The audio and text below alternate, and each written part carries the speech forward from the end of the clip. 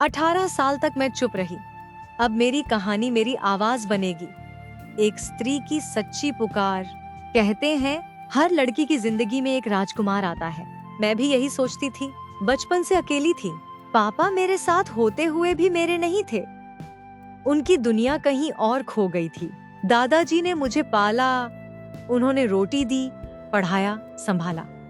लेकिन एक बच्ची के दिल में जो खालीपन था, उसे कोई नहीं भर पाया। स्कूल जाती थी। जब दूसरे बच्चों को उनके पापा लेने आते थे, मैं दूर खड़ी होकर उन्हें देखती रहती थी। मैं मुस्कुरा देती थी, लेकिन अंदर से एक ही सवाल होता था, क्या कभी कोई मुझे भी बिना शर्त अपना कहेगा?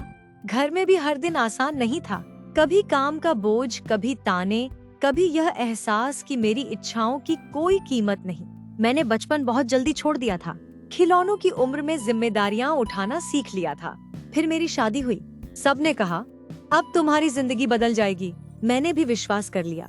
सोचा अब मुझे अपना घर मिलेगा, एक ऐसा इंसान मिलेगा जो मेरा दर्द समझेगा। लेकिन जिसे मैंने अपना घर समझा था, वहाँ मैं मेहमान भी नहीं थी। धीरे धीरे मुझे एहसास हुआ कि इस घर में मेरी आवाज सबसे आखिर में सुनी जाती है, या शायद कभी नहीं।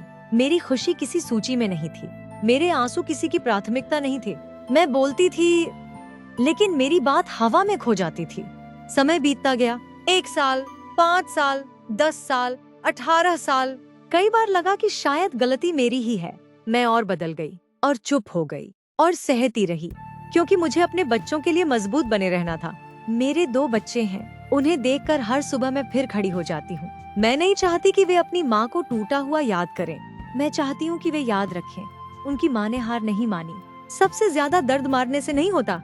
दर्द तब होता है जब आपको अपने ही घर में कोई जरूरी न समझे, जब कोई अपनी हर बात दुनिया से कह दे, लेकिन आपसे नहीं। जब आपके लिए ऐसे शब्द बोले जाए जिन्हें सुनकर आपका दिल चुपचाप टूट जाए।